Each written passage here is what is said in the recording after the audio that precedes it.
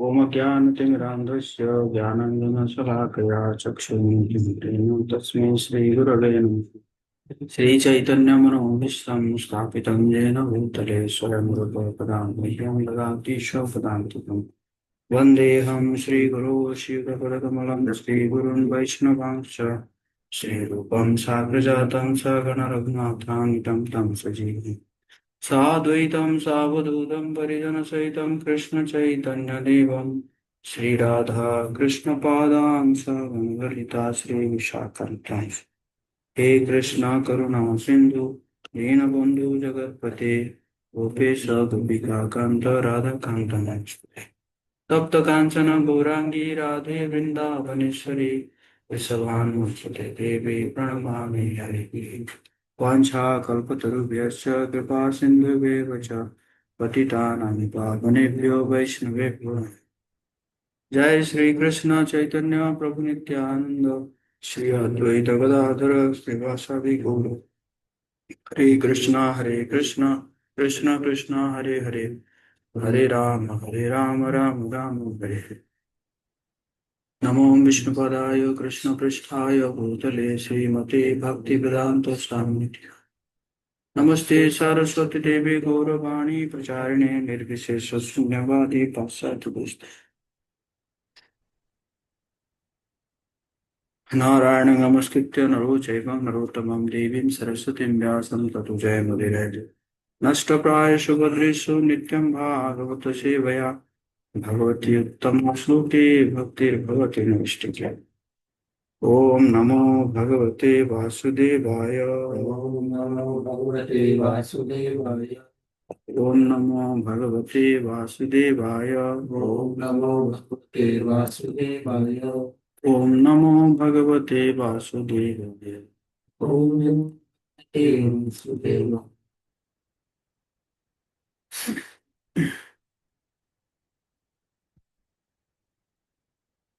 श्रीमद् भागवतम चौथा स्कंद अध्याय 27 ना 27 अध्याय श्लोक संख्या है 11 ना।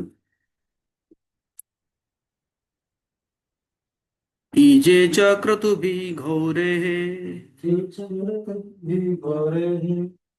ये च क्रतुभिः घोरेः दीक्षितः पशुमारकैः दीक्षिता पशुमार कहे। देवान् पितॄन् भूतपतीन् देवान् नानाकामः यथा भवान्। रोहित पकड़ो। नारद मुनि ने आगे कहा, हे राजा प्राचीन परिषद प्राचीन परिषद, तुम्हारी ही तरह राजा पुरंजन भी अनेक इच्छाओं में उलझा हुआ। इसलिए उसने देवताओं, पितरों तथा सामाजिक नेताओं की पूजा विविध यागों द्वारा की, किंतु ये सारे यज्ञ निशंस थे निशंस थे, क्योंकि उनके पीछे पशुओं के वध की भावना काम कर रही थी। मतलब वही स्टोरी लेकर आए नारद मुनि और लेते लेते लास्ट में क्या गए मिला दिए कि देखो तुम्हारी तरह वो था वो भी था ऐसे ऐसे कर रहा था। हाँ। इस श्लोक में नारद मुनि कहते हैं कि वे पुरंजन के चरित्र द्वारा राजा प्राचीन बृहस्पति को उपदेश देना चाहते हैं।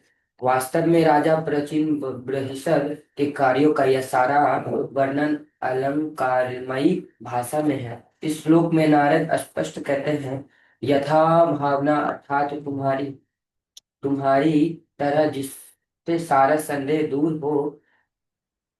हो जाता है और संकेत मिलता है कि राजा पुरंजन स्वयं राजा प्राचीन प्राचीन बृहस्पति है। परम वैष्णव होने के नाते नारद मुनि यज्ञों में पशुवध को बंद कराना चाह रहे थे।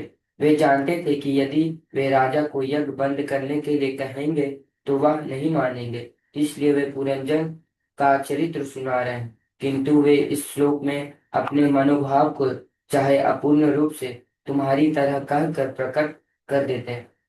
सामान्यतः कर्मी जनों को जिनकी आसक्ति अपने वंशजों की संख्या बढ़ाने में होती है, उनको अनेक यज्ञ करने होते हैं और भविष्य के लिए अनेक देवताओं की पूजा करनी होती है, तथा अनेक नेताओं, राजनीतियों को, विचारकों तथा वैज्ञानिकों को प्रसन्न रखना होता है, ताकि आने वाली पीढ़ियां ठीक तरह से रह सके। तथाकथित वैज्ञानिक भावी पीढ़ियों की सुख सुविधाओं के लिए अत्यधिक उत्सुक दिखते हैं। इसलिए वे इंजनों, कारों, वायुयानों इत्यादि को चलाने के लिए तरह तरह से ऊर्जा उत्पन्न करने के उपायों की खोज करने का प्रयास कर रहे हैं। अब तो पेट्रोल कम हो रहा है। ये सारे कार्यक्रम भगवत गीता में वर्णित है। व्यवसायात्मिका बुद्धिरेके कुरुनंदन घोषाखाई अनंताश्च बुद्धयो व्यवसाय नाम। जो लोग आध्यात्मिक पथ पर हैं, वे अपने उद्देश्य के प्रति दृढ़ संकल्प है और उनका लक्ष्य एक है। हे गुरु नंदन, जो लोग संकल्पशील नहीं है, उन्हीं की बुद्धि अनेक शाखाओं में विभक्त होती है। वास्तव में जो सब कुछ जानते हैं, वे कृष्ण भक्ति करने के लिए तत्पर रहते हैं, किंतु जो मूढ़ है, दुष्ट कृष्णा है और नाराधाम है, जो समस्त प्रकार की बुद्धि से रहित है, माया या माया अपहृत ज्ञान। और जो असुरी जीवन बिताते हैं, असुरा भावना आश्रिता, वे कृष्ण भक्ति में रुचि नहीं दिखाते। फलतः वे नाना प्रकार के कर्मों में फंसते रहते हैं। ऐसे कार्य मुख्य रूप से पशुवध पर केंद्रित होते हैं। आधुनिक सभ्यता पशुवध पर केंद्रित है।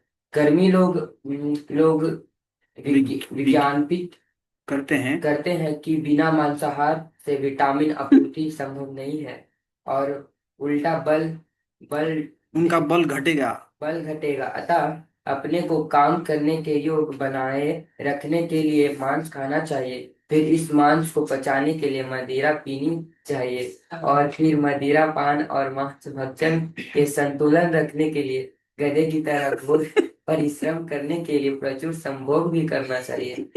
पशुवध की दो विधियां हैं। एक, धार्मिक यज्ञों के नाम पर पशुवध किया जाता है, जो बौद्ध धर्म को छोड़कर संसार के सारे धर्मों में पूजा के निमित्त पशुओं के वध किए जाने की व्याख्या है। जो वैदिक सभ्यता के अनुसार मांसाहारियों को कतिपय विधि विधानों के अनुसार काली मंदिर में बकरे की बलि देने की छूट है, जिसके मांस को खाया जा सकता है। इसी प्रकार चंडिका देवी की पूजा करके सूरा पीने का भी विधान है। इसका उद्देश्य प्रतिबंध है, किंतु लोग ने सारे प्रतिबंधों को तिंजलि तिलांजलि। तिलांजलि दे दी है। वे नियमित रूप से मगसलाएं तथा कषाय घर खोलते जा रहे हैं और मद्यपान तथा मांसाहार करते रहे।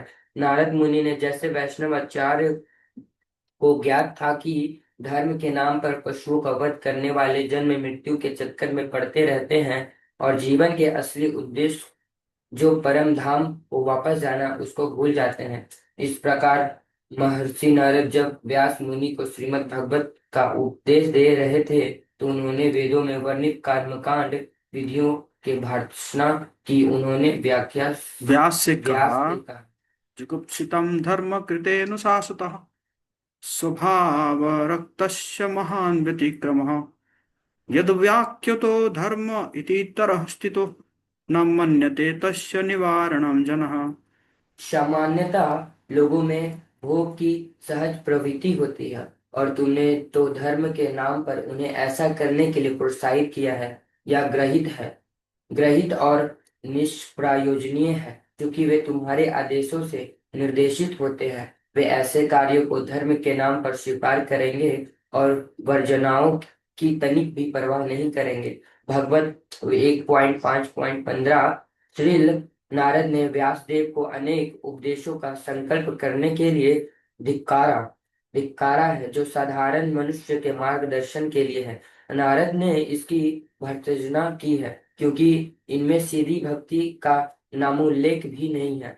नारद के ही आदेशों पर व्यासदेव ने भगवान की प्रत्यक्ष पूजा का विधान किया, जिसका उल्लेख श्रीमद् भागवत में हुआ है। निष्कर्ष यह है कि ना तो भगवान विष्णु, ना ही उनका भक्त धर्म के नाम पर पशुवध की अनुमति देता है। निस्संदेह धर्म के नाम पर पशुवध को समाप्त करने के उद्देश्य से ही कृष्ण ने भगवान बुद्ध के रूप में अवतार लिया। तमोगुण के प्रभाव से ही धर्म के नाम पर पशुवध किया जाता है, जैसा कि श्रीमद् भगवद गीता 15.31 से लेकर 32 में इंगित किया गया है। यया धर्मम च कार्यमेव च अयथावत् प्रजानाति बुद्धिः सा पार्थ राजसी। अधर्म धर्ममिति या मन्यते तमसावृता सर्वार्थान् विपरीताश्चम बुद्धि स पार्थ तामसी। हे पार्थ, वह अपूर्ण बुद्धि राजसी है, जो धर्म तथा अधर्म, कारणीय तथा अकारणीय में अंतर नहीं कर पाती। जो बुद्धि अधर्म को धर्म तथा धर्म को अधर्म मानती है और मोह तथा अंधकार में रहकर सदैव विपरीत दिशा में लगी रहती है, उसे तामसी बुद्धि कहते हैं। जो तमोगुणी है, वे पशुओं के वध के लिए धार्मिक प्रणाली गढ़ते हैं। वास्तव में धर्म दिव्य है, जैसा कि भगवान श्री कृष्ण की शिक्षा है। हमें समस्त धर्मों का परित्याग करके उनकी शरण में जाना चाहिए। सर्वधर्म परित्याज्य। इस प्रकार भगवान उनके भक्त तथा प्रतिनिधि सभी दिव्य धर्म की शिक्षा देते हैं, जिससे पशुवध के लिए कोई स्थान नहीं। सबसे बड़े दुर्भाग्य की बात है कि इस समय भारत में अनेक तथाकथित मिशनरी धर्म के नाम पर अधर्म फैला रहे हैं। वे सामान्य व्यक्ति को ईश्वर मानते हैं और प्रत्येक व्यक्ति को, जिसमें तथाकथित सन्यासी भी सम्मिलित है, मांस खाने को कहते हैं। रूपा जी उस समय लिख रहे हैं और इस समय कितना भारी हो गया है ना। हम्म।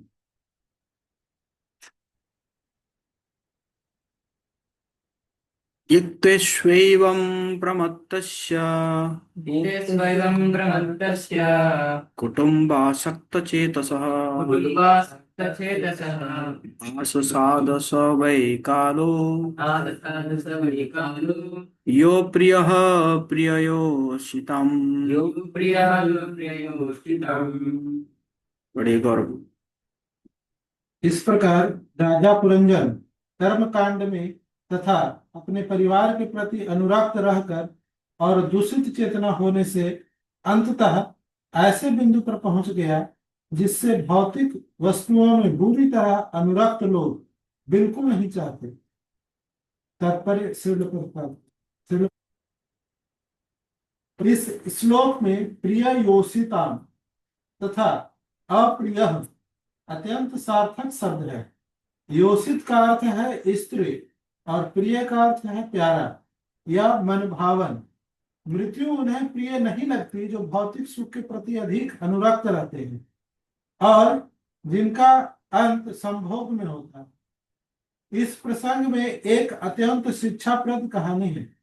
एक बार एक साधु पुरुष मार्ग पर जा रहा था तो उसे एक राजकुमार मिला। उसने उसे यह कहकर आशीर्वाद दिया, राजकुमार तुम सदा जीते रहो। फिर उसे एक अन्य साधु पुरुष मिला तो उसने उससे कहा, चाहो तो जियो या मरो। फिर उसे एक ब्रह्मचारी भक्त मिला तो आशीर्वाद दिया, हे भक्त तुम तुरंत मर जाओ। अंत में उसे एक शिकारी मिला। उसने कहा, न तो जियो न मरो। बात ऐसी है कि जो लोग कामी हैं और इंद्रिय तृप्ति में लगे रहते हैं वे मरना नहीं चाहते। सामान्य रूप से राजकुमार के पास इंद्रिय भोग के लिए पर्याप्त धन होता है, इसलिए साधु ने कहा कि तुम सदा जीते रहो, क्योंकि जब तक जीवित रहेगा सुख भोगेगा और मरने के बाद नरक जाएगा। चूंकि ब्रह्मचारी भक्त तपस्वी जीवन बिता रहा था जिससे कि वह भगवान के धाम जाए, इसलिए साधु पुरुष ने उसे आशीर्वाद दिया कि वह तुरंत मर जाए, जिससे वृथा श्रम करते रहना न पड़े और वह भगवत धाम जा सके। साधु पुरुष चाहे मरे या जीवित रहे, क्योंकि जीवन के दौरान वह भगवान की सेवा में लगा है और मृत्यु के बाद भी वह भगवान की सेवा ही करेगा। उसका अतः वर्तमान जीवन तथा अगला जीवन एक सा ही है, क्योंकि वह दोनों प्रकार से भगवान की सेवा करता है। चूंकि शिकारी पशुओं के वध का जघन्य कार्य करता है और चूंकि मरने पर वह नरक जाएगा, इसलिए उसे उपदेश दिया गया कि चाहे जिए या मरे। अंत में राजा पुरंजन को बुढ़ापा आ गया। बुढ़ापे में इंद्रियां शिथिल पड़ने लगती हैं, और यद्यपि वृद्ध पुरुष इंद्रियों को भोगना चाहते हैं, विशेष रूप से विषय सुख, किंतु ऐसा करने में असमर्थ रहता है, क्योंकि इंद्रियां साथ नहीं दे पाती। ऐसे कामी पुरुष कभी मरना नहीं चाहते। ऐसे लोग निरंतर जीवित रहना तथा तथा कथित वैज्ञानिक विधि से अपना जीवन को बढ़ाना चाहते हैं। कुछ मूर्ख रूसी विज्ञानी भी दावा करते हैं कि विज्ञान वैज्ञानिक प्रगति से वे मनुष्य को अमर बनाने जा रहे हैं। ऐसे ही सिरफिरों के नेतृत्व में सभ्यता आगे बढ़ रही है, किंतु निर्मम मृत्यु इन सबों को समेट लेती है। यद्यपि वे सदा जीवित रहना चाहते, हिरण्यकशिपु में ऐसी ही प्रवृत्ति देखने को मिलती है, किंतु जब समय आ गया तो भगवान ने स्वयं क्षण भर में उसका अंत कर दिया। सो जैसे हमारा एक डांसर था ना, वो भी 150 साल जीना चाहता था, लेकिन 50 साल में लुढ़क गया। है कि नहीं? सब कुछ बना रखा था उसने, लिवर डोनर, हार्ट डोनर, है कि नहीं, सब पहले से एग्रीमेंट करके कई अरबों खरबों डॉलर देके सेट करके रखा। हमारा ये खराब हो जाएगा तो ये देगा, है ना, वो खराब हो जाएगा तो वो देगा, है ना। सारे ऑर्गन डोनर को एकदम एग्रीमेंट करके अपने पास ही रखा था, पैसा देके पहले से, लेकिन खुद ही लुढ़क गया 50 साल में, है ना। तो इसी प्रकार ये क्या है, ये हिरण्यकशिपु प्रवृत्ति है ना। हिरण्यकशिपु जैसे क्या रहना चाहता था, अमर, अमर रहना चाहता था, है ना। तो अमर रहने का जो चाहता है वो क्या प्रवृत्ति हो गया, हिरण्यकशिपु का प्रवृत्ति, है कि नहीं। तो स्टोरी में जो है प्रभुपाद जी कह रहे हैं कि ब्रह्मचारी को वो क्या कह रहा है कि तुरंत तुम मर जाओ, क्योंकि तुम अभी अच्छी स्थिति में हो, है ना। तो आगे हो सकता है कि, है ना, श्रम करोगे, मतलब हो सकता है कि ब्रह्मचारी के बाद कहाँ जाएगा, गृहस्थ आश्रम में जाएगा। गृहस्थ आश्रम में जाएगा तो बहुत श्रम करना पड़ेगा, है ना। इससे बढ़िया कि अभी से मर जाओ। साधु, साधु मतलब सन्यासी होंगे, तो सन्यासी होंगे तो क्या, सन्यासी तो भाई अभी भी भगवान की सेवा कर रहा है, मरने के बाद भी भगवान की सेवा करेगा, है ना, चाहे जियो जाओ। और उसी प्रकार राजकुमार को दे रहे हैं कि राजकुमार अभी भोग करता रहे, अंत में जाएगा ही, नरक जाएगा ही, लेकिन नहीं। और कौन था, शिकारी। शिकारी अभी भी नरक में है, मरने के बाद भी नरक में है ना। तो इसी प्रकार जो है हरिदास ठाकुर को जब जेल हो गया, है ना, क्योंकि वो भगवान का नाम जप कर रहे थे, मुसलमान परिवार में जन्म हुआ था उनका। तो क्या हुआ कि उनको काजी काजी ने कंप्लेन किया राजा के पास कि ऐसा है, वो हमारे मुसलमान परिवार में जन्म है, लेकिन वो हिंदू देवताओं का नाम लेता है। तो बोला क्या किया जाए, तो उसको बांध के लिए, उसको बांध बांध के ले आए हरिदास ठाकुर को। तो लेके आके, तो जैसे जेल में जा रहे हैं तो जेल में जो कैदी थे ना, वो कैदी सब क्या सोचे कि अरे बाप रे कितना बड़ा संत आ रहा है, मतलब ना सुने थे, नाम सुने थे कि बहुत बड़ा संत आ रहा है ना। तो इसलिए वो लोग चाहते थे कि मतलब उसके आशीर्वाद से क्या हो जाएंगे हम लोग मुक्त हो जाएंगे, जेल से मुक्त हो जाएंगे, है ना। जैसे मैं एक बार एक जेल में गया था, आई थिंक आरा या आरा में गया, आरा या बक्सर के होगा हाँ। मैं सारे जेल में गया हूँ, मतलब जैसे पटना, बेऊर जेल, आरा, बक्सर, ये सब जेल में गया हूँ। तो जो भी हो, एक जेल में गया था तो मैं, जब हम जाके प्रोग्राम किए, कीर्तन किए, भगवत गीता बांटे, जब हम वापस आ रहे थे तो एक कैदी जो है मेरे पीछे पीछे दौड़ने लगा। बाबा बाबा बोले ना, बोलिए ना बाबा, बाबा बोलिए ना, मैं कैसे कब जो है, कब जेल से मुक्त होऊंगा, मतलब ऐसे करके पूछ रहा था। मैंने कहा बहुत जल्दी हो जाओगे। मैं ऐसे करके कैसे करके भाई निकलो यहाँ से कि नहीं, जो भी है। तो हरिदास ठाकुर जब आए तो सारे जो कैदी थे एकदम हाथ जोड़ के एकदम, मतलब एकदम प्रार्थना कर रहे हैं, मतलब एकदम प्रार्थना कर रहे हैं, प्रणाम कर रहे हैं, प्रणाम कर रहे हैं ना। तो हरिदास ठाकुर ने कहा ऐसे ही रहो। क्या बोले, ऐसे ही रहो। बाप रे, सारे कैदी जो है ना वो एकदम मायूस हो गए। अरे बाप रे, हम तो चाह रहे थे कि ये क्या करेंगे, मतलब जेल से मुक्त करेंगे, और ये हमें तो कह दिए कि ऐसे ही रहो, मतलब जेल में ऐसे ही रहना है। समझे ना। बाद में फिर हरिदास ठाकुर उनको कंफर्म किए कि मैं क्यों कहा था, मतलब क्या मेरे कहने का मतलब क्या था। तो मेरे कहने का मतलब था कि अब भी जो आपका जो चेतना है, क्या कर रहे हैं, साधु को प्रणाम कर रहे हैं ना, साधु को सम्मान दे रहे हैं ना। तो मैं यही आशीर्वाद दिया कि इसी प्रकार का चेतना में हमेशा आप रखो। बाकी फिर कहे कि देखो सब जेल है, ये भी जेल है, बाहर भी जाओगे जेल है, वही जेल, जेल सभी जेल है ना। पर ये जो चेतना है, ये चेतना को मेंटेन करने के लिए मैंने आशीर्वाद दिया कि यही चेतना हम, चाहे बाहर जाओ चाहे यहाँ आओ, ये चेतना आपका बने रहे, तो इसीलिए मैंने आशीर्वाद दिया। तो इस प्रकार है।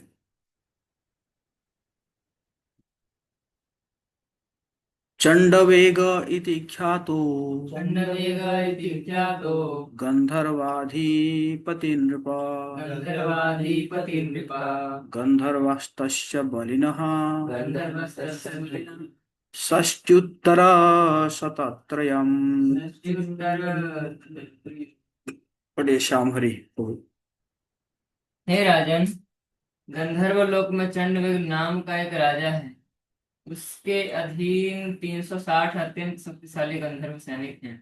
तात्पर्य, यहाँ पर अलंकारिक ढंग से काल का वर्णन चंडवेग के रूप में हुआ है, क्योंकि समय और ज्वार किसी प्रतीक्षा नहीं करते। यहाँ काल को चंडवेग कहा गया है, जिसका अर्थ है अत्यंत तेजी से गुजरने वाला।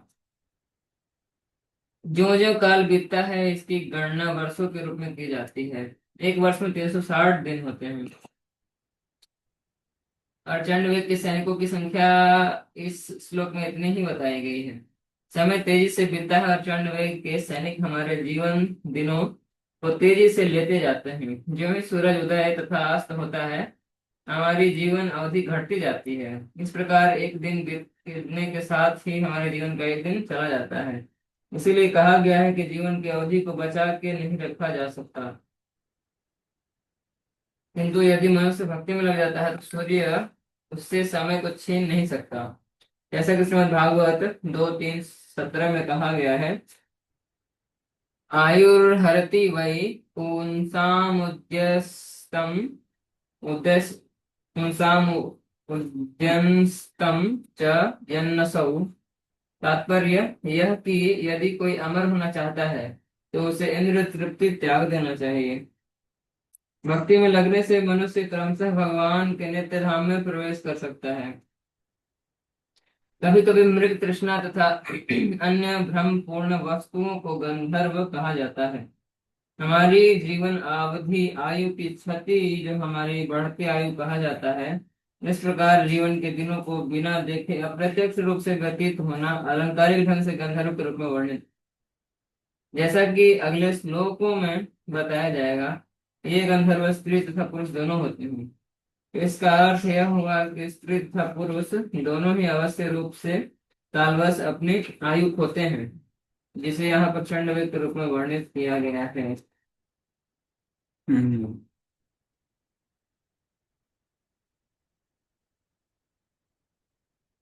ओके।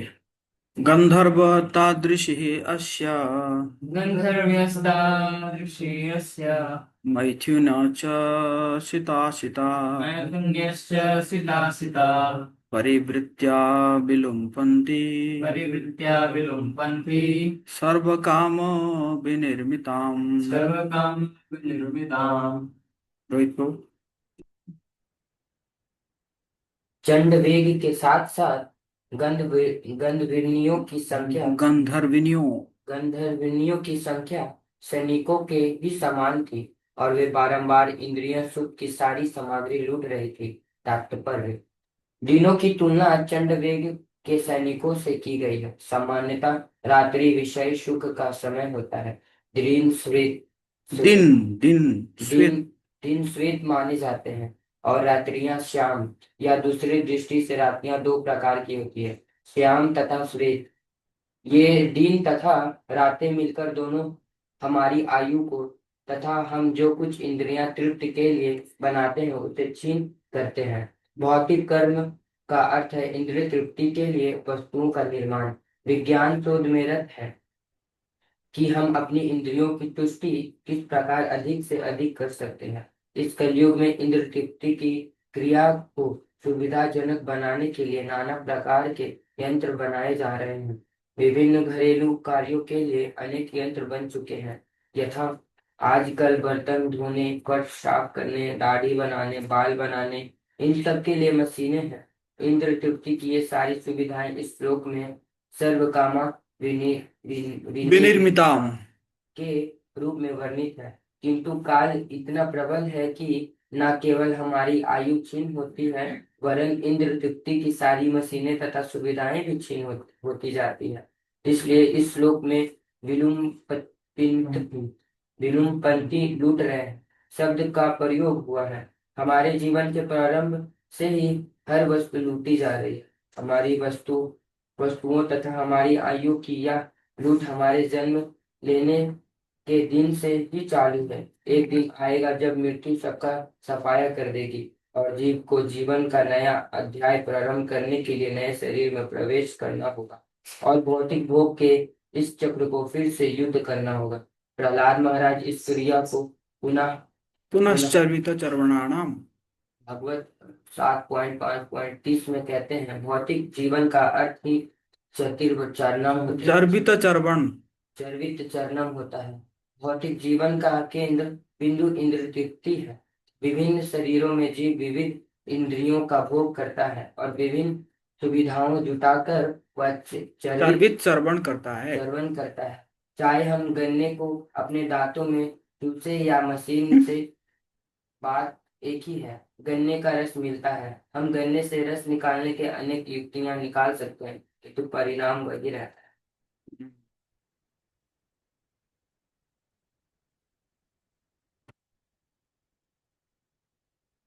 तो यहाँ पे दिन के बारे में बताया जा रहा है ना। नहीं, दिन और रात।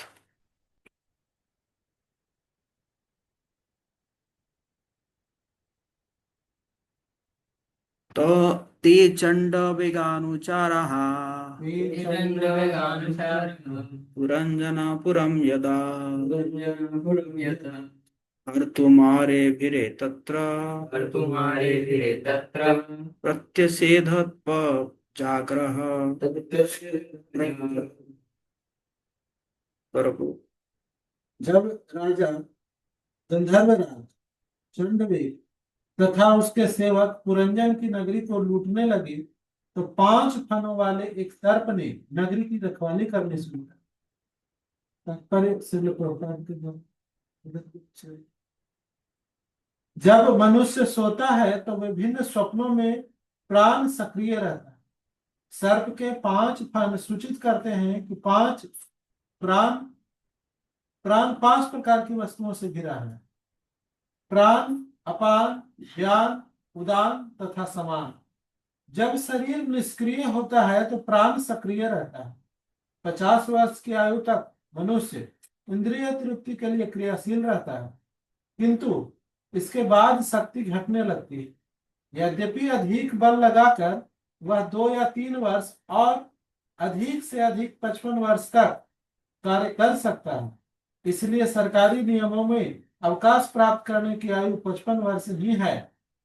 50 वर्ष के बाद शक्ति जिस प्रकार क्षीण होती है उसे अलंकारिक रूप से यहाँ पर 5 फन वाले सर्प के रूप में दिखाया गया है।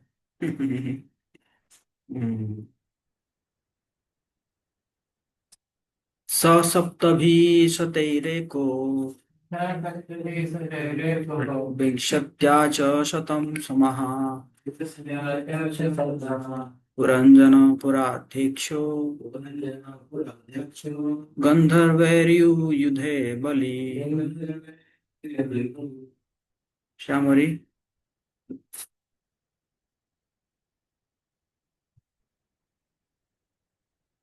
5 फनों वाला सर्प जो राजा पुरंजन की पुरी का रक्षक था, गंधर्वों के 100 वर्षों तक लड़ता रहा। वह उनसे अकेला ही लड़ा, यद्यपि उनकी संख्या 20 थी। तात्पर्य: 365 दिन तथा 360 रातें मिलकर 94 काल के 720। 720 सैनिक। 360 360। मनुष्य एक्चुअली ये 360 क्यों कहा गया है? क्योंकि ये जो हमारे जो चंद्र गणना के अनुसार ना साल जो है 360 होता है, समझ गए ना। सूर्य गणना के अनुसार 365 होता है। तो इसलिए 2 ढाई साल में क्या होता है, अधिक मास आ जाता है ना। अधिक मास इसलिए आता है क्योंकि वो जो 5 दिन कुछ कुछ दिन, मतलब एक्चुअली 365 नहीं, 365 दिन कुछ घंटा होता है सूर्य गणना के अनुसार।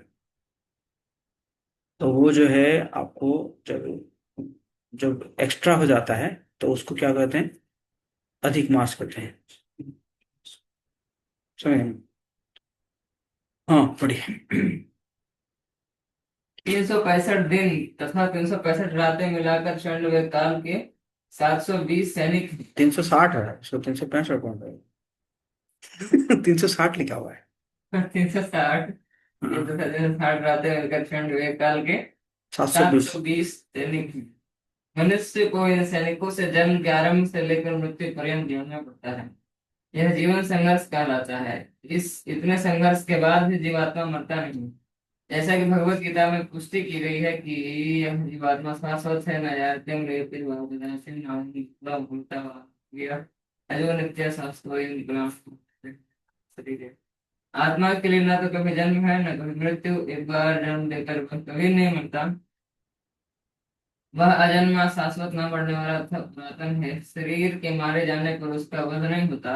वास्तव में जो आत्मा न तो जन्म लेता है न मरता है, किंतु उसे जीवन भर प्रकृति के कठोर नियमों से संघर्ष करना पड़ता है। उसे अनेक कष्ट भी उठाने पड़ते हैं। इतने होते हुए भी जीवात्मा मोहवश सोचता है कि नृत तृप्ति के लिए वह ठीक से रह रहा है। यमाणे स्वसंबंधे नियमाणेन संबंधे एकस्मिन् बहुभिर्युधा एकस्मिन् बहुभिर्युधा चिंतां परां जगामार्तः स राष्ट्रपुरबान्धव। चूंकि उसे अकेले इतने सैनिकों से लड़ना था जो सारे के सारे महावीर थे, अतः 5 फनों वाला सर्प छीन पड़ने लगा। यह देखकर उसकी अभिन्न मित्र छीन पड़ रहा। राजा पुरंजन तथा उस नगरी में रहने वाले उसके सारे मित्र तथा नागरिक अत्यंत चिंतित हो। तात्पर्य: जीव तो शरीर के भीतर निवास करता है और शरीर के अंगों से अपने अस्तित्व के लिए संघर्ष करता है, जिन्हें यहाँ पर नागरिक तथा मृत्यु की संज्ञा प्रदान की गई है। कोई मनुष्य अनेक सैनिकों से अकेला कुछ काल तक लड़ता रह सकता है, किंतु सदा के लिए नहीं। शरीर के भीतर जीव 100 वर्ष तक ही सही ढंग से लड़ता रह सकता है, किंतु उसके बाद नहीं। इसके बाद जीव घुटने टेक देता है। इस प्रसंग में श्रील भक्ति विनोद ठाकुर का गीत दृष्टव्य है। वृद्धा काले आउल सब सुख भागल। जब मनुष्य बूढ़ा हो जाता है तो भौतिक सुख भोग पाना कठिन हो जाता है। सामान्यतः लोग सोचते हैं कि धर्म तथा धर्मनिष्ठा जीवन के अंत समय आते हैं और उस समय लोग अधिक अधिक ध्यान मग्न रहते हैं, ध्यान मन रहने लगते हैं तथा ध्यान के नाम पर यौगिक अभ्यास करते हैं। किंतु जिन लोगों ने इंद्र तृप्ति में जीवन बिताया है उसके लिए ध्यान बहकावा है। जैसा कि श्रीमद् भगवत गीता के 6 अध्याय में कहा गया है कि ध्यान धारणा कठिन होता है और इस युवावस्था में सीखना होता है। ध्यान धरने के लिए अवश्य आवश्यक है कि सभी प्रकार की इंद्र तृप्ति से विमुख रहा जाए। दुर्भाग्यवश ध्यान उन लोगों के लिए फैशन बन गया हो जो विषय वासनाओं से अत्यधिक लिप्त रहता है। जीवन के लिए संघर्ष करते रहने से ऐसे ध्यान का कोई अर्थ नहीं रह जाता। कभी कभी ऐसी ध्यान विविधियां आध्यात्मिक ध्यान के लिए होती है। शिव रूपी राजा पुरंजन ने जीवन संघर्ष से उबकर अपने मित्रों तथा संबंधियों सहित दिव्य ध्यान की शरण ली। हम्म।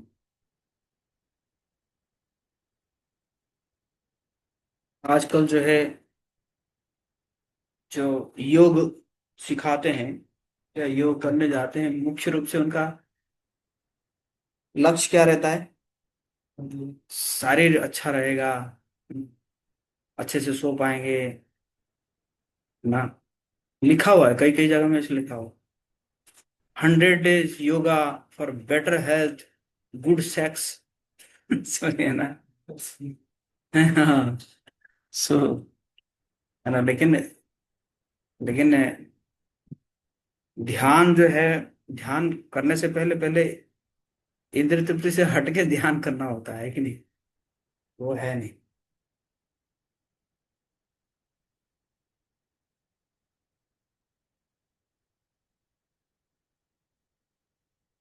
स एव पुर्यां मधुभृक् सएव पुण्यमदुरे पंचालेषु स्वपार्षदैः पंचालेषु सौहार्दैः उपनीतं बलिं गृह्णन् बलीतं बलिं स्त्रीजितः न अविद्यत् भयम्। स्त्रीजीतो वनामित्य। पढ़ो। राजा पुरंजन पंचाल नामक नगरी से कर एकत्र करता और विषय भोगने लगा रहता। स्त्रियों के पूरी तरह वश में होने से वह समझ ही नहीं पाया कि उसका जीवन बीता जा रहा है और वह मृत्यु के निकट पहुंच गया। तात्पर्य, सरकारी व्यक्ति जिसमें राजा, राष्ट्रपति, सचिव तथा मंत्री सम्मिलित हैं, संचित किए जाने वाले कर का उपयोग अपने इंद्रिय तृप्ति के लिए कर सकते हैं। श्रीमद् भागवतम में कहा गया है कि कलयुग में राज्य के सारे कर्मचारी तथा वे जो सरकार से संबंधित हैं और उच्च मंत्री, सचिव तथा राष्ट्रपति केवल इंद्रिय तृप्ति के लिए कर एकत्र करेंगे। सरकार का खर्च अधिक होता है और कर में वृद्धि किए बिना सरकारें चल नहीं सकती। जब कर एकत्र हो जाता है तो उसका उपयोग सरकारी अफसरों की इंद्रिय तृप्ति के लिए होता है। ऐसे गैर जिम्मेदार अफसर यह भूल जाते हैं कि एक समय ऐसा आएगा जब मृत्यु आकर उसके उनके सारे इंद्रिय सुख को अपने साथ लेती जाएंगे। कुछ लोगों का विश्वास है कि जीवन के पश्चात सब कुछ नष्ट हो जाता है। यह नास्तिकता का सिद्धांत बहुत समय पूर्व चार्वाक नामक दार्शनिक ने चलाया था। उसने कहा था कि मनुष्य को चाहिए कि मांग कर, उधार लेकर अथवा चुरा कर ठाट से रहे। उसने यह भी कहा था कि मनुष्य को मृत्यु, अगले जीवन, विगत जीवन या अपवित्र जीवन से भयभीत नहीं होना चाहिए, क्योंकि शरीर के जल जाने पर सब कुछ समाप्त हो जाता है। यह दर्शन उन लोगों का है जो भौतिकता में लिप्त रहने के अत्यधिक आदी हैं।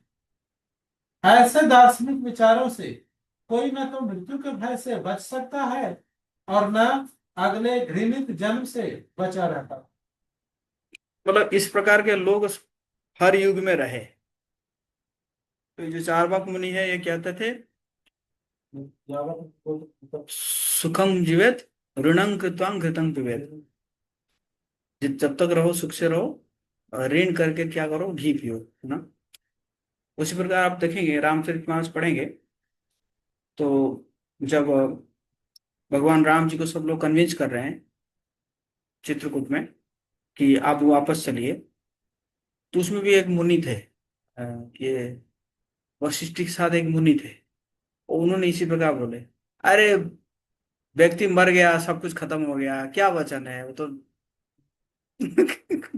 ना, जब तक जिंदा जिंदा था तो वचन था, और मर गया तो क्या वचन है। और भगवान राम उसको इतना डांटे, उसने डांटे उसको। बोले तुम तो ये नास्तिक सिद्धांत है। तुम्हारे जैसे नास्तिक जो है ना, मतलब समाज का बड़ा गड़बड़ करते हैं। बहुत डांटे। तो मेरे कहने का मतलब है, इस प्रकार के लोग जो है ना वो हमेशा रहते हैं, मतलब पुराने जमाने में भी ऐसे लोग रहे हैं, है ना।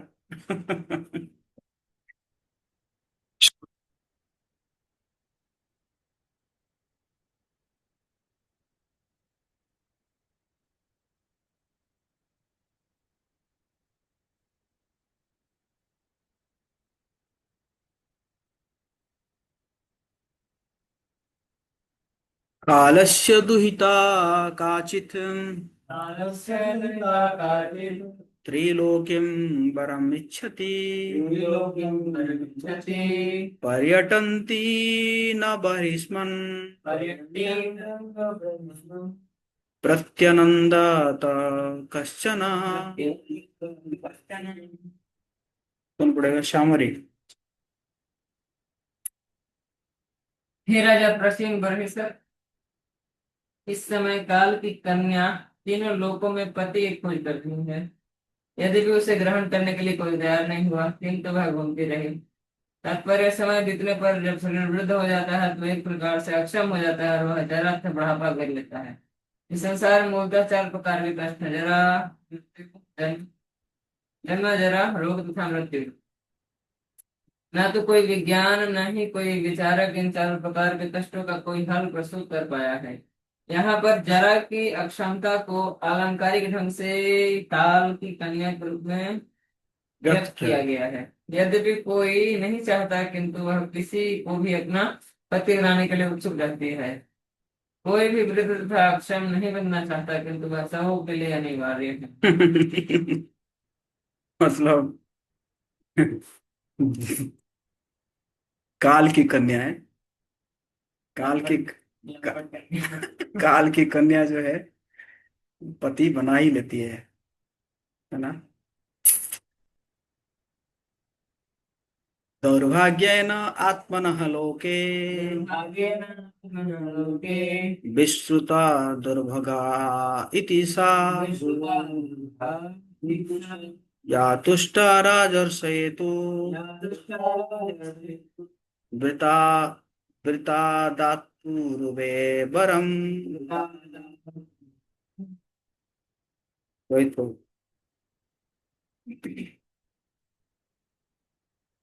काल की कन्या जरा बड़ी अभागिनी थी। इतनी थी, अतः लोग उसे दुर्भाग्य कहते थे। किंतु एक बार वह एक महान राजा पर प्रसन्न हो गई, और चूंकि राजा ने उसे स्वीकार कर लिया था, इसलिए उसने उसे वरदान दिया।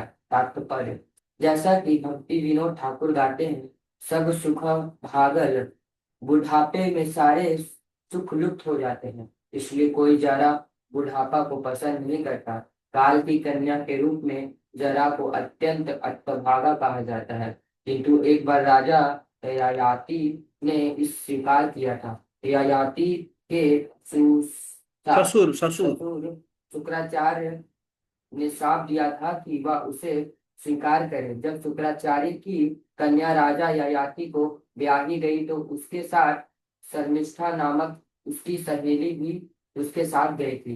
बाद में राजा ययाति शर्मिष्ठा पर अत्यधिक आसक्त हो गए, तो शुक्राचार्य की कन्या ने अपने पिता से शिकायत की। फलतः शुक्राचार्य ने राजा ययाति को समय से पूर्व वृद्ध होने का शाप दे दिया। राजा ययाति के 5 तरुणा पुत्र थे, और उसने अपने 5 पुत्रों से बुढ़ापे के बदले बदले अपना यौवन देने की विनती की। केवल सबसे छोटा पुत्र पुरु इसके लिए राजी हुआ। ययाति का बुढ़ापा स्वीकार करने पर उसे सारा राजपट मिल गया। कहा जाता है कि ययाति के 2 अन्य पुत्रों को, जो अज्ञानकारी नहीं थे, भारत के बाहर संभवतः संभवतः तुर्की तथा ग्रीस के राज दिए गए। तात्पर्य यह है कि मनुष्य सभी प्रकार की संपत्ति तथा वैभव एकत्र कर सकता है, किंतु बुढ़ापे में कोई उसका भोग नहीं कर पाता। यद्यपि यद्यपि पुरु को अपने पिता का सारा राज्य प्राप्त हुआ, किंतु वह सारे वैभव का उपयोग नहीं कर पाया, क्योंकि उसने अपने यौवन को अर्पित कर दिया था। मनुष्य को कृष्ण भक्त बनने के लिए बुढ़ापे की प्रतीक्षा नहीं करनी चाहिए। बुढ़ापे की आवश्यकता के कारण कोई कितना भी धनवान क्यों न हो, कृष्ण भक्ति में प्रगति नहीं कर पाता। तो मतलब शास्त्रों में ऐसा बनाया गया है कि बताया गया है कि देखो, मतलब काम जो है व्यक्ति को कितना पागल कर देता है। मतलब इस स्टोरी इसलिए बताया गया है, मतलब कितने पावरफुल पावरफुल लीडर था, जैसे ययाति महाराज जो है, कितने पावरफुल लीडर थे, है ना। सुने हो ना आप लोग स्टोरी, सुने हैं?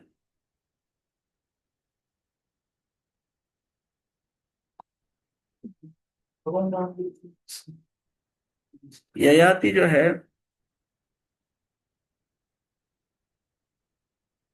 एक्चुअली शुक्राचार्य की पुत्री थी देवयानी। और उनका जो राजा थे, वो राजा की पुत्री थी शर्मिष्ठा। तो देवयानी और शर्मिष्ठा दोनों क्या कर रहे थे, मतलब कहीं पे स्नान कर रहे थे, कहीं पे नदी में स्नान कर रहे थे, नदी हो या जो भी हो। और उस समय पता नहीं कौन आए, नारद मुनि क्रॉस कर रहे थे, या कोई एक क्रॉस क्रॉस कर रहे थे, या शिव जी क्रॉस कर रहे थे, ऐसा कोई कोई क्रॉस कर रहे थे। तो जैसे ही देखे ना, तो सब लोग कपड़ा पहने ना, तो कपड़ा पहनते पहनते क्या हुआ कि शर्मिष्ठा जो है वो देवयानी का कपड़ा पहन लिया। तो जल्दबाजी में कैसे भी कर कपड़ा तो पहनना है ना, ढकना है शरीर को। तो उसके बाद वो देवयानी क्या किया, देवयानी जो बहुत डांटने लगी किसको, शर्मिष्ठा को। उसने कहा कि मैं ब्राह्मण की पुत्री हूँ, तूने मेरा कपड़ा कैसे पहन लिया तूने, तू क्षत्रिय है, क्षेत्राणी है, और मैं ब्राह्मण हूं, तूने मेरा कपड़ा कैसे पहन लिया।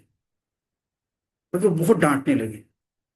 तो शर्मिष्ठा भी छोड़ने वाली नहीं थी, शर्मिष्ठा भी तो राजा की पुत्री है, समझिए ना। वो कहा अरे हमारे हमारे उच्चिष्ट में तुम लोग सब बचते हो, हम लोग जब बच जाता है हम तो खिलाते हैं ब्राह्मणों को, लेकिन नहीं।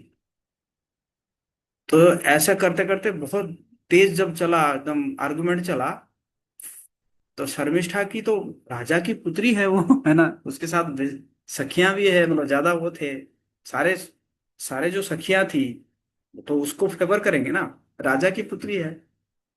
तो क्या किए, ये तब तक नग्न थी, के कौन, ये देवयानी। एक पास में कुआं था, कुआं में ढकेल दिए और ढकेल के चले गए। तो ढकेल के चले गए, और देवयानी जो कुआं में पड़ी रही और चिल्लाती रही। और उस समय राज ययाति जो है वो क्रॉस कर रहे थे, तो उन्होंने सुना कि कुछ ऐसा आवाज आ रहा है वहां से। हैं? नहीं, वो शुक्राचार्य उसको का संस्कार देंगे, ययाति को संस्कार देंगे। तो फिर क्या हुआ कि ययाति जो है उनको उठाए, उठाए तो पूरे नग्न थी। उठाए फिर ययाति जो है अपने अपना शायद जो अंग वस्त्र दिए कम से कम शरीर को ढकने के लिए। तो देवयान ने कहा कि क्योंकि मेरा नग्न शरीर को आप ही एक पुरुष है जो कि पहली बार देखे हैं, तो मैं आपको ही पति रूप में स्वीकार करूंगी। तो ययाति ने कहा मैं तो क्षत्रिय हूं, तो तुम ब्राह्मण हो, कैसे होगा। नहीं, जो होना है पिताजी करेंगे, पिताजी करेंगे ना। तो वो जाके पिताजी को कही, और फिर शुक्राचार्य ऐसे कुछ शुक्र जब कही, तो शुक्राचार्य एक तो बहुत क्रोधित हुए राजा के ऊपर। तो शुक्राचार्य ने कहा तू क्या चाहती है, बोल। नहीं, मैं तो एक तो मैं ययाति से विवाह करना चाहती हूँ, और दूसरा शर्मिष्ठा को अपनी दासी बना के लेके जाऊंगी। समझ गए ना? तो फिर वो कुछ शुक्राचार्य कुछ वो दिए, मतलब उसको कुछ संस्कार संस्कार दे के, मतलब ऐसे ब्राह्मण जैसे बनाए, किसको, ययाति महाराज को, जो भी हो। तो विवाह करा दिए और शर्मिष्ठा को लेके गए एज ए सर्वेंट। और राजा को तो राजी होना पड़ेगा कि भाई शुक्राचार्य है भाई, जला देगा पूरा, एकदम पूरा परिवार को जला देगा, क्या करे। शर्मिष्ठा को ले गए। लेकिन देवी रानी ने ययाति जी को कहा था कि देखो वो दासी है, उसके ऊपर नजर मत डालना। लेकिन लेकिन राजाओं का क्या है, बाद में देवयानी को पता चला कि शर्मिष्ठा प्रेग्नेंट है। समझ गया ना? प्रेग्नेंट है मतलब ययाति जो है उसके साथ संबंध बना दिए हैं। तो वो दौड़ दौड़ के चली गई कहाँ पे, पिताजी के पास, मतलब अपने पिताजी के पास चली गई। जाके कहने लगी कि देखो पिताजी, ऐसे ऐसे हुआ है, मेरे साथ बड़ा अन्याय हुआ है। और ये जो है, मैं जिसको मतलब वो दासी बना के लेकर गई थी, उसके साथ इन्होंने संबंध बनाया है। अच्छा। वो जब गई, ययाति को उसके पीछे भाग भाग के जाना नहीं चाहिए था। अबे तुम पति हो, है ना? अब गई तो गई, गई तो कुछ दिन के बाद फिर वापस आ जाएगी। लेकिन ये बहुत टास्क थे देवयानी से। कौन? ययाति बहुत टास्क थे। तो दौड़ दौड़ के पीछे गए। और शुक्राचार्य तो जो है वो तो कुछ सुनेंगे नहीं, वो तो श्राप दे देंगे। वो श्राप दे दिए, जाओ बूढ़े हो जाओ, बूढ़े हो जाओ। हो गए बूढ़े ययाति। तो बूढ़े हो गए। बोले आप जो श्राप दिए हैं, आप जानते हैं इससे आपकी आपकी लड़की को ही क्षति होगी। लेकिन आपकी पुत्री को ही क्षति होगी, है ना? क्योंकि आपकी पुत्री को जो है संतुष्ट नहीं है, अभी संतुष्ट नहीं हुई है सेक्सुअल डिजायर से। आपकी पुत्री संतुष्ट नहीं हुई है, आपने मुझे बूढ़ा बना दिया, क्या होगा? फिर शुक्रान। ये तो मैंने अपने पुत्री का ही अमंगल कर दिया। बोले कि ठीक है जाओ, तुम्हारे 5 पुत्र है, किसी पुत्र से तुम जो है क्या कर सकते हो इसको, मतलब एक्सचेंज कर सकते हो। मतलब तुम्हारे कोई पुत्र अगर राजी हो तो, हाँ बूढ़ा होने का, तो वो बूढ़ा हो सकता है, फिर तुम जवानी को ले सकते हो। तो ये जाति गए। पहला पुत्र थे उनको यदु, जिनके वंश से यदुवंश हुआ है। यदु को जाके मांगे, मना कर दिए यदु ने, मना कर दिए। हाँ। दूसरे पुत्र को पूछे, वो भी मना कर दिए। तीसरे, चौथे, पांचवा पुत्र थे, है ना, पूर्व, वो राजी हो गए।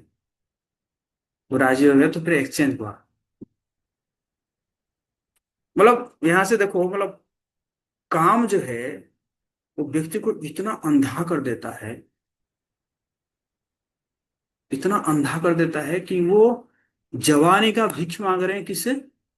पुत्रों से। कि भाई जवानी दे दो ताकि मैं सेक्स करूं तुम्हारे माँ के साथ। मतलब सो डेंजरस लास्ट है ना। काम कितना पागल कर देते है, नहीं? तो करके बहुत दिनों तक भोगे भोगे भोगे भोगे, बहुत दिनों तक भोगे भोगे, भोगते भोगते फिर उनको रियलाइजेशन आया। समाधि है। समाधि आया, रियलाइजेशन आया। यही एग्जाम्पल आता है शास्त्र में। फिर जो है देवयान को बिठा के एक स्टोरी कहने लगे, बकरा बकरी का। समझ गए ना? बकरा बकरी, और कह मतलब बकरा कौन है? खुद ही जाती है। बकरी कौन है? देवयानी है। सुनो ना, मैं तुम्हें एक बहुत बढ़िया स्टोरी बताता हूँ, है ना। एक बकरा था, एक बकरी जो है वो कुआं में गिर गया था। पूरा वो है एज इट इज, समझ गए ना? पूरा सुनाए सुनाए उसके बाद फिर दोनों फिर जो है, दोनों शायद वानप्रस्थ लिए करके फिर जो है। तो ये इस प्रकार। यहाँ यहाँ पर तो कोई कोई सत्संग मिला नहीं। साधु मिले नहीं। यहाँ पर तो वही उनका भी जब एक जगह एग्जाम्पल उनका आ जाता है, तो उसे समाधि तक। नहीं एक्चुअली क्या ना, ये सब जो है कल्चर है, मतलब कल्चर उनका पहले है। जैसे अजामिल है, अजामिल अजामिल का वो कल्चर पहले था, तभी जाके उसने क्या कर दिया, बच्चा का नाम नारायण रख दिया। समझ गया ना? वो पिंटू सिंटू रख सकता था, बट वो पहले से है। इसीलिए भगवान क्या कह रहे हैं, वहां पर तो चार सेंट आए थे। वो आए क्यों आए, क्यों आए? कल्चर। बेटा, बेटा का नाम नारायण रखा था तभी तो आए। आओ तो आने के बाद बोले किस बेटे का नाम बनाया है। इसके पूर्वज भी हुए थे, मैंने वो सारी क्रियाएं करके को दी फिर समझा बोली। मतलब वही तो बोले कि अपने पुत्र का नाम नारायण है तो। वो तो पता नहीं कहाँ लिखा हुआ है वैसे, जो भागवतों में तो ये चर्चा नहीं है ना। और अगर हो भी, हो भी फिर भी वो क्या था, वो कल्चर था उनको, है ना, कल्चर था। और भगवान तो ये कह रहे हैं कि जो है त्रायो तो महत भयात, थोड़ा सा भी कोई प्रगति करता है तो भगवान उसको भूलते नहीं है। समझ गया ना? तो यजाति वो कल्चर था उनका। समझ गया ना? तो वो कल्चर था तो इसलिए भगवान बचाते। तो बट ऐसा नहीं है कि ये, अगर ऐसा होता तो उनका नाम भागवतम में आधा, समझ रहे हो ना, भागवतम में आ रहा है किसी का कैरेक्टर, मतलब they are not ordinary characters.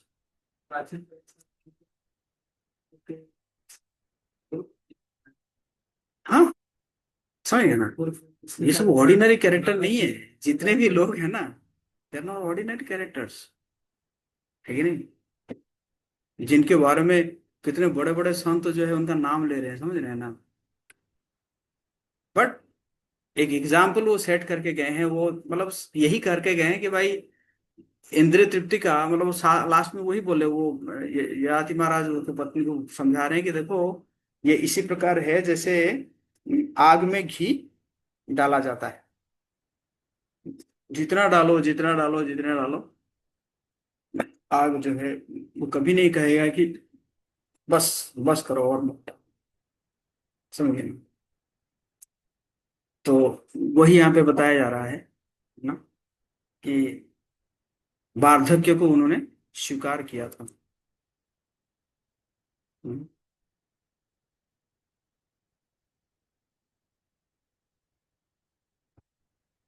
बुढ़ापे में, बुढ़ापे की अशक्तता के कारण कोई कितना भी धनवान क्यों ना हो, कृष्ण भक्ति में प्रगति नहीं कर पा। बट कोई अगर पहले से अगर प्रैक्टिस किया होगा, है ना, तो उसके लिए कोई फर्क नहीं पड़ेगा, है ना। जैसे हमारे आचार्य लोग देखिए, है ना? देखा जाए तो मतलब बॉडी एकदम गन केस है, still they are practising, they are preaching, है ना, क्योंकि पहले से प्रैक्टिस किए हैं। तुरंत बुढ़ापे में नहीं होगा, है कि नहीं? हाँ, है कि नहीं? से जय पताका स्वामी महाराज है, हमारे गुरु महाराज थे। तो ये क्योंकि ये पहले से तैयारी। हाँ,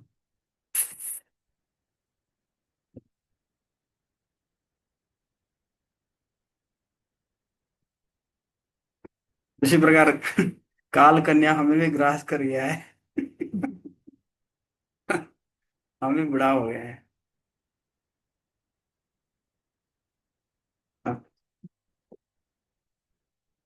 ठीक है, हम यहीं पे विराम देते हैं। हरे कृष्णा कृष्णा कृष्णा हरे हरे, हरे राम, हरे राम। जगत विश्व गोपाल की